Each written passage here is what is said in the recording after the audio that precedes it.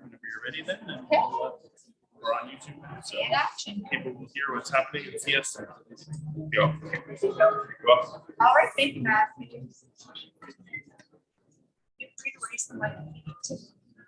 Okay. You're too high.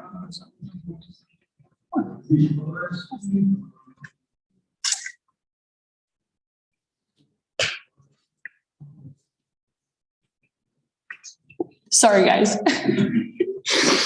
This is really hard for me, so.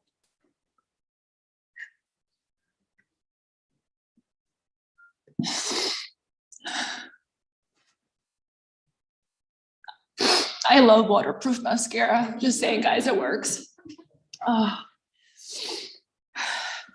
Your attendance here today speaks volume about the impact that this wonderful woman had on all of us. Now, some of you knew her as Jean, mom, Sadie, or grandma, but we can all agree she was a pretty amazing lady, no matter her title. For my speech, I'll call her Sadie.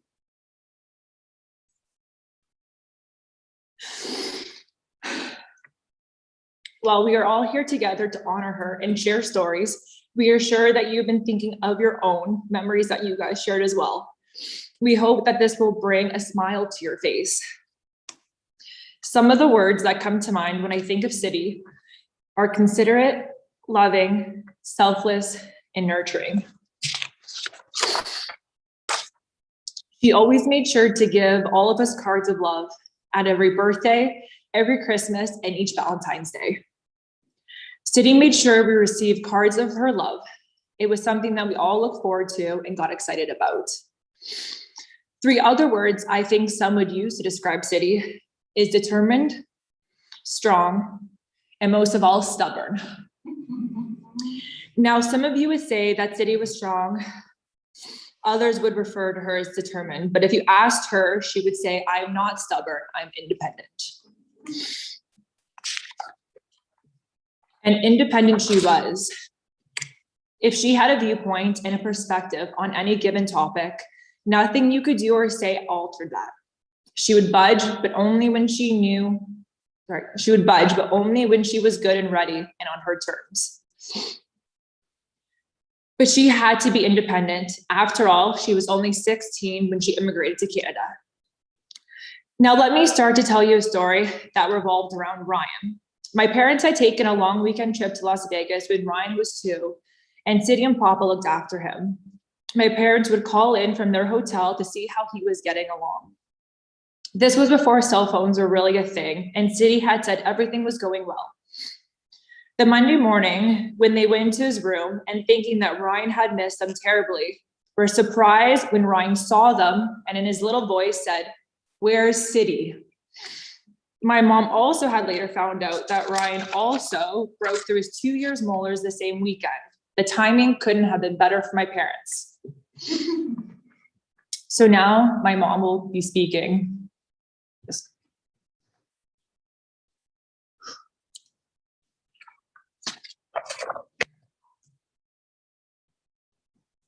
Okay. Wow. Before I get going, I want to thank everyone for being here today, both online, and thank you for your cards emails, texts, and phone calls of support and love during this difficult time. It is truly appreciated and we are touched. Just so you know, my mom is on the left and that's my dad on the right. Okay, and I'm going to warn you that tears are most likely going to happen at some point, so please bear with me. I cry when I'm happy, sad, weddings, funerals, commercials, and the fact the Leafs haven't won the Stanley Cup since '67. Mom definitely wasn't much of a crier. It was a rare event when she did. Jean was born in Scotland on April 19th, 1941, to James and Mary Matheson. We already know that she was such a unique person for a lot of reasons, but here's a couple of fun facts. The spelling of her maiden name is unique. Most folks with the last name of Matheson do not have a letter I in it, but Mom's family did. And like myself, didn't have a middle name. You wouldn't believe how many people we met found that odd. Well, I used to joke with her that I had 3 more letters than she did. Jean left her family at the urging of her mother, which also included her dad and twin brothers, Billy and Stuart, at 16 years of age to begin a new life in Canada. She sailed into Montreal on September 11th, 1957, which she described as no luxury cruise, and headed by train to Toronto, where she lived with 2 maternal aunts, Aunts Annie and Bee, on separate occasions before moving out on her own. But before she left Scotland, she held a couple of temporary jobs while waiting for her paperwork to come in. While it has been common for a young person to work at a store such as Woolworths, Jean also worked at the Johnny Walker Whiskey Factory at 15 years of age, legally not allowed to drink it, but apparently old enough to make it. I remember her telling us that the security team were gaggles of geese. If anyone spent any time at a location where geese are gaggled, you know that they have no issues in honking and trying to nip you if you come too close. Once Jean arrived in Toronto, one of her first jobs was working at Hunter Rose Printing, where she met a lifelong friend named Alberta Stevens. The team would drive out to a shack in the middle of nowhere at the time to a new racetrack called Woodbine in Rexdale to print the racing forms for the day. Another job was working at Canada Life Insurance as a typist, and years later, when we would travel downtown, she would tell us what the weather was showing on the rooftop beacon of the Canada Life building that is still in use today. When she was 18, she met my dad, who went by the name of Harry, at a dance, and as the story goes, was drunk the first time they met. And she probably didn't think he remembered meeting her at that time. By chance, they met at another of Tony's dances and married on September 2nd, 1961. Apparently, it was the hottest day of the summer, and those in attendance talked about it for many, many years thereafter. Just ask my Uncle Bob and family friend Uncle Ed in the audience today. There weren't too many places with air conditioning in those days. After the nuptials and a honeymoon, parts of it you would rather forget, traveling through Rochester as she ended up very sick with a bad cold, they moved to Downview, where she became a home manager, welcoming 2 children, myself and my brother Scott 11 years later, who has a middle name. Well, technically Scott is his middle name. His first name is James, named for both his grandfathers. How lucky is that? For 4 years, Mom, who was 27 years old at the time, became the guardian for my sister cousins, Debbie and Ann. Later, Debbie has stories later on. Her son-in-law, Gary, once quipped that my parents were the best part of marrying me. However, her pride and joy were her grandchildren, Ryan, Lindsay, and Thomas, who was named after my dad. To round out her immediate family, she also has a beautiful daughter-in-law, Allison, who has been such a huge support to all of us during this difficult time. Mom loved to knit, and boy, could she ever, such as the outfit I'm wearing today. Our family, and especially the grandkids when they were small, were treated to many hand-knitted garments. For a time, she also knit custom cardigans for members of her square dance friends, all while watching TV. Ever the crafter, in addition to knitting, she embroidered and sewed. She took a course in wiring and rewired an old lamp she received from her great-grandmother, and also once recovered her dining room chairs. She definitely was what some people would say was a MacGyver and could make anything work out when repairing things around the house. When Scott started school, our dentist asked Mom if she would like a part-time job as his chairside assistant. She accepted and couldn't have asked for a shorter commute right across the street from our house, where she could monitor our comings and goings, and did. Not much ever got past her. Mom loved to travel. In addition to traveling all over Ontario in our pop-up trailer, then later at trailer parks in Campbellford and Lindsay, Mom and Dad visited most of Canada by car and on bus trips. She was fortunate to travel many times back to Scotland to see her family. Jean also loved the luxury cruises and sailed to the Panama Canal, where she and Dad went with my Uncle Bob and Aunt Laura, as well as beautiful places such as Hawaii and Greece and a few others. The fiercely independent, and some would say stubborn Jean, also traveled by herself to Europe a few years ago as part of a tour. Her other pastimes included bowling, which she did with Aunt Laura for many years, Scottish country, and square dancing. Her bowling and dancing shoes are on display. To know Mom, she wasn't the biggest fan of TV commercials. In fact, if it wasn't for the mute button, she probably wouldn't watch TV at all. She considered the mute button one of the best inventions ever. Her favorite shows included Wheel of Fortune, Jeopardy, Heartland, and NCIS. It was a few years ago, we gave her another great invention, an iPad for her birthday. She really loved that. Lindsay and I decided to FaceTime her. It rang, and it seemed to us she wasn't home. We tried again, and voila, there she was. She could hear the unique ringtone, but had no idea where the sound was coming from the first time. The second time she picked it up, she knew exactly how to use it. She was then able to talk to us on that and see Scott and his family at his home in Nova Scotia. She also taught herself to use Facebook Messenger to video her sister-in-law, Catherine, and check in with her niece, also named Allison, back home in Scotland. It was February of this year when she became ill, and although she wasn't feeling the greatest, we still found time to find humor in the situation. When asked if she wanted equipment to assist her in getting in and out of bed, the Community Health Network put in a super pole, which Mom and I dubbed the stripper pole. She was also given a portable commode that, until she thought she needed it, was put on a semi-high cedar chest in her room. When a doctor had come to her apartment for a visit, he saw that and said, "How are you going to use that up there?" She laughed and she would get up to it when necessary. We also went for drives, walk around Lake Wilcox Park, and went to Dairy Queen to enjoy a cone on a few occasions. While in hospital in May, we had many conversations and reminisced. One chat in particular comes to mind. Mom randomly started talking about fireflies we used to see at the trailer in Campbellford. She said that her mom would have loved to have seen them. When Scott went to visit her that afternoon, she was still talking about fireflies. He had no idea why. So if you do see fireflies, that will be Jean saying hello. Mom, as you know, had a dry sense of humor. She had her own way of getting a point across to you too. When Gary and I were dating, we went away on our first vacation together. Mom and Dad took us to the airport, and she was quiet the whole trip there. She turned to Gary and said, "If you can't be good, be careful. If you can't be careful, buy a baby carriage." Message received. She also didn't have time for those who were hurtful to others and championed the underdog. Our family got that trait from her. While we wish her time with us was longer, she was longing to go and see Dad, who predeceased her over 19 years ago. I can imagine they are now square dancing together, and we miss you both terribly.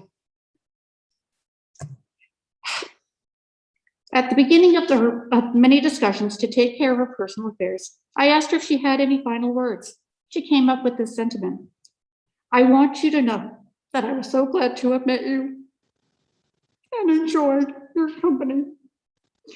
Rest in peace, our guardian angel." I've also written a little ode to her.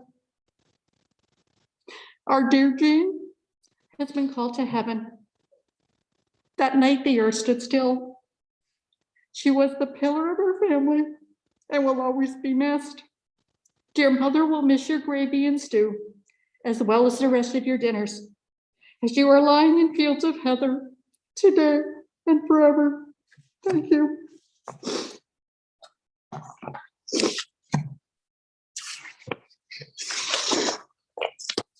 I'd like to ask my brother Scott to come up at this time.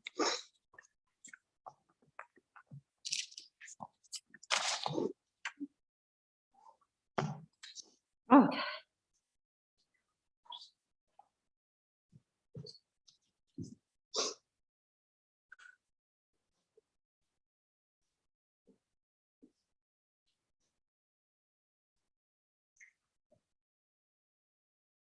Good day, and thank you all for coming.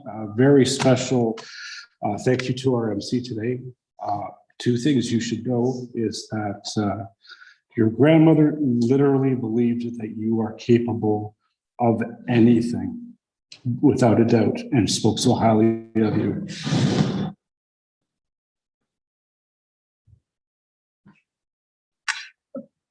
That's the waves of Nova Scotia rolling by to remind us of her last trip to Cape Breton a few years ago with her grandson. But failing that, her last words to me were about you. She said that, "I hope Lindsay is not too upset, and help her if she is." She loves you very much.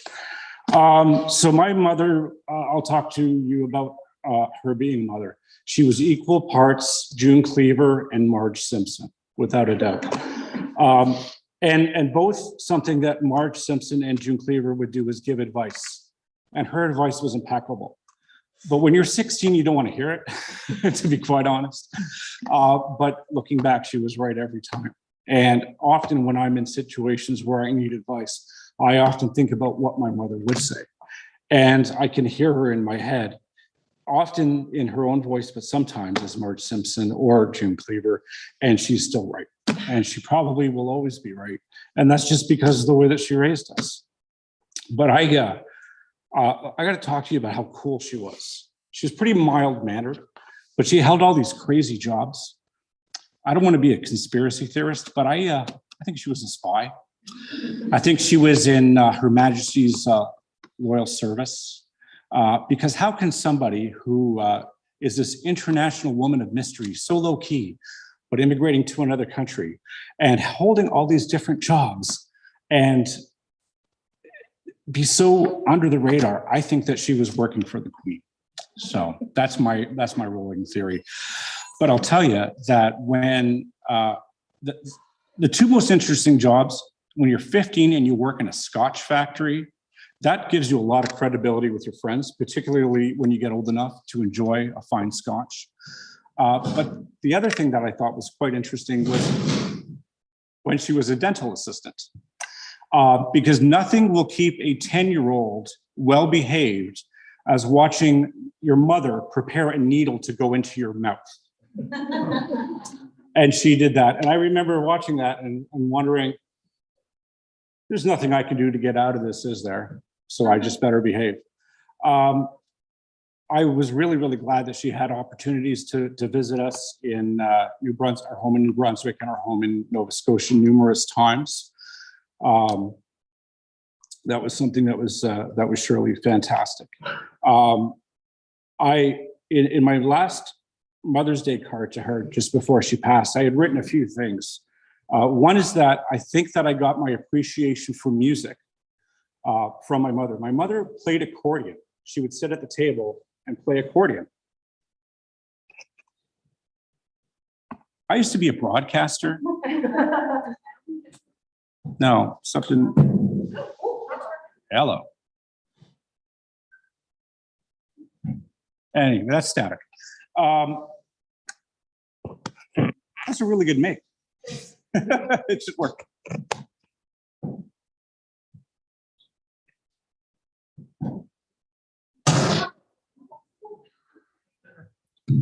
Thank you, Allison. Technical assistance by Allison Clements. She was also a broadcaster. So sorry, where was I? Visits to Nova Scotia, including some wonderful food. But one of the things that is very, very interesting is I got to travel with my parents quite a bit. And when I was 12 years old, we went on a trip to the East Coast of Canada. And as it turns out, when I did the math, when I found some photos and some dates of when we were in the city of Halifax, was the exact same day that my now wife was born. So it was kind of creepy, but kind of cool, to be honest with you, that I would be in the city that of the woman I would love many, many years later on the same day. And that was all thanks to my parents and their love of travel. I got to tell you, I love travel and I travel consistently. My mom has me beat. Like I'm going to have to live twice as long as her to make up all the places that she was able to visit. What a fantastic thing for a little 16-year-old immigrant child to move to Canada on her own. She lived the exact life. And that's why I'm not sad. When my dad passed, I was sad and I was angry. He got cheated. He was cheated out of his retirement. He was cheated out of travel, and he was cheated out of a longer life. And when I reflected on my mom, oh my goodness, she had it great. She got to live in another country. She got to have the life that her parents wanted for her. She did remarkable things, went remarkable places, had a family. She literally achieved everything that she wanted to. She outlived everybody in her family, lived longer than she ever thought she would. I have no reason to be sad. All I can do is be amazed that she had that life. I hope that it inspires me to want to live longer so that I can achieve what she has, and to catch up with her on different countries she's visited as well. But in all honesty, I'm upset that I can't talk to her anymore, or that she can't talk to me or my son Thomas, but I'm okay. We really have no reason to be sad. She rocked it. So thank you to all. Thank you for giving me this opportunity to tell you about June Cleaver meets Marge Simpson, but certainly she was mom.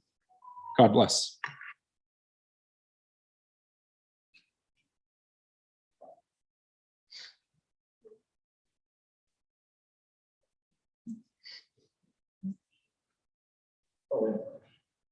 This is where my mom worked.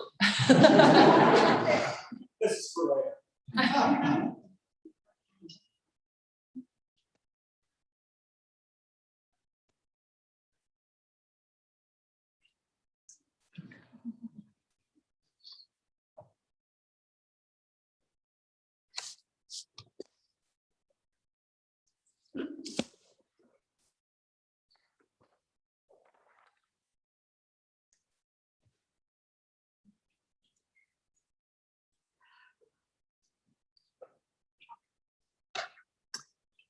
Good afternoon, everybody. We're gathered here today to celebrate a very special lady, my Aunt Jean, who was my mom for 4 years. It's amazing the memories that come back to you. A couple of weeks ago, Heather and I spent the day together, sharing memories, stories, and a few smiles and laughs, and a few tears. I would like to share a couple of those stories with you. Willie Wonderful, I'm probably dating myself here, but Willie Wonderful was a clothes store we'd like to shop at. While looking for dresses, I had a bit of a meltdown because I wasn't able to get the same dress as Heather. Aunt Jean offered to buy me something else, but I wanted the same dress as Heather. Aunt Jean took me by the hand and I was quickly escorted out of the store, but not another word was said about my meltdown. But unfortunately, sorry, Heather, you didn't get a dress either. My Uncle Harry got into the CB craze of the 70s. And while we were having another really wonderful visit, all of a sudden we could hear him talking on the CB over the really wonderful PA system. A look overcame my Aunt Jean's face, and she quickly directed Heather and I to get out of the store, go to the car, and tell Uncle Harry to get off the CB before he said something like, "Jean's at that darn really wonderful shopping with the girls again." Aunt Jean, I'm sure Aunt Jean made this game up. She called it Sleeping Beauty. I think she made up this game more for herself than us. So she could have a minute to sit down and have a coffee, because she must have had her hands full with 3 rambunctious girls. As Heather commented, Aunt Jean's dinners were the best. We all remember her blueberry muffins, especially my brother Bobby. I always said that Aunt Jean made the best pancakes. She could never figure out why I thought that. She goes, "Debbie, it's just Aunt Jemima mixing some water," but I didn't care. They were the best. They all were the same size and big and fluffy. Aunt Jean and Uncle Harry took us on many camping trips, days at our grandparents' cottage. But I think one of my favorite memories, and probably why I like spaghetti so much, is spaghetti night in the summer. As that usually meant when we were done, Aunt Jean would say, "Okay, girls, upstairs, brush your teeth, wash your faces, wash your faces and your hands and put on your pajamas." And this was like 5:30, maybe 6 o'clock. But we knew that meant we were going to the drive-in movies. Anne remembered most of these memories as well. She told me that one of her favorite memories of our Aunt Jean was she was always there to talk to, no matter what, no matter when or what it was about. Talk, listen, with no judgment, and a shoulder to cry on, and she was never further than a phone call away. She was a no-nonsense lady, but you always knew that you were loved, cared for, safe in her care. An example of this is one I will never forget. The room my sister Anne and I slept in was on the main floor, and we had bunk beds. My bedspread at the time was orange with little white poodles on. One night, Aunt Jean came running downstairs because I was screaming out about a nightmare I was having about the cats from the family that lived downstairs in the apartment downstairs, were biting my legs and feet. Aunt Jean shooed them away. She must have come downstairs at least 4 times that night to shoo them away, but I know she would have done it 100 times if I had called out. Aunt Jean and Uncle Harry both always treated Anne and I as their own.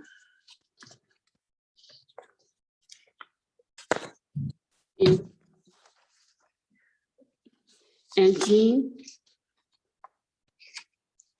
I'll think of you often, sometimes with a smile and sometimes a tear, but I will always think of you with love and very special memories.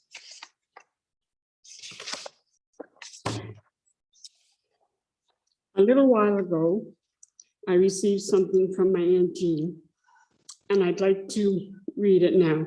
It is for Heather Gary, Allison and Scott, Ryan Lindsay, Thomas, who unfortunately can't be here today, and Greg. When tomorrow starts without me, and I'm not there to see, if the sun should rise and find your eyes filled with tears for me, I wish so much you wouldn't cry the way you did today, while thinking of the many things we didn't get to say. I know how much you love me, as much as I loved you. And each time you think of me, I'll know you miss me too. When tomorrow starts without me, don't think we're far apart. For every time you think of me, I'm right there in your heart. Heather and Scott, your dad and I are so very proud of the woman, wife, mother, son, husband, and father you have both turned out to be. Be good to each other. I know there is a distance between you as provinces separate you with your life choices. But know your father and I love you and want the best for you both. Mom.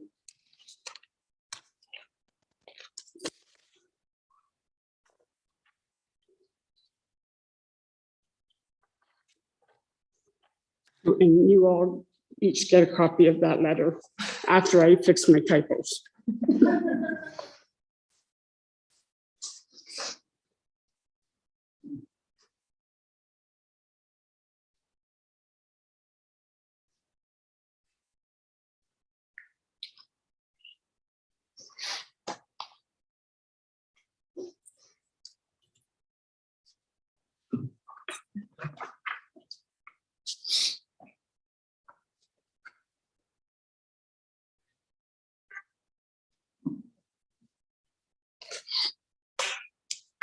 I was fortunate not only to call City my grandma, but also my best friend.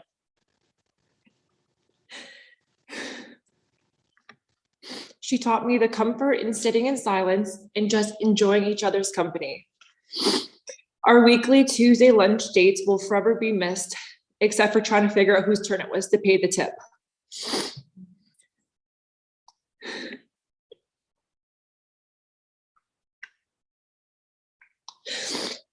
When I came home early from Florida, after finding out City was sick, I was scared of the unexpected, the unknown of what the future had to hold.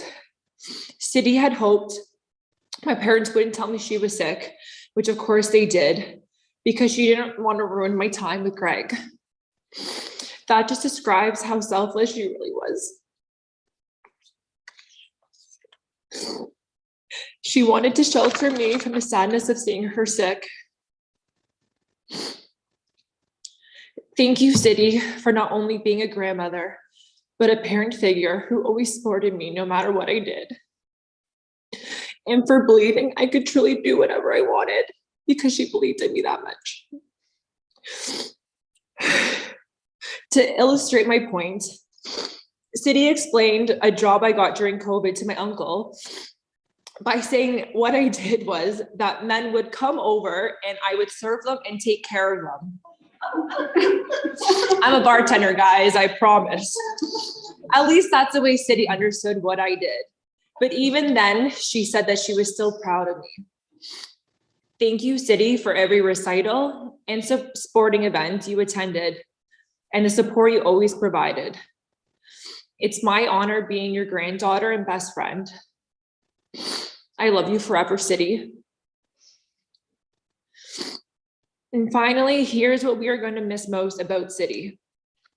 Her smile, her laugh, her big kisses, and most importantly, her hugs.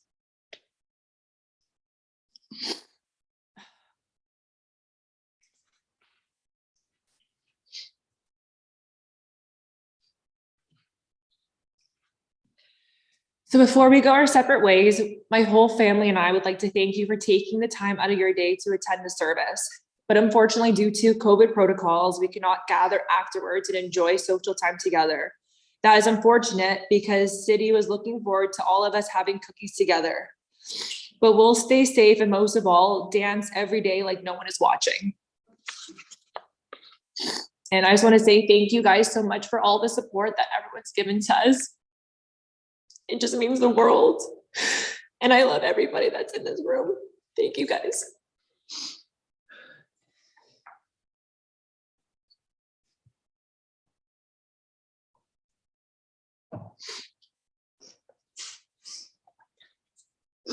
We have the room until 2 p.m. And if you didn't get a chance to come and see the pictures, see her dancing shoes, please do so. And thank you again for coming. It was great to see everybody today. She loved you all. Thank you.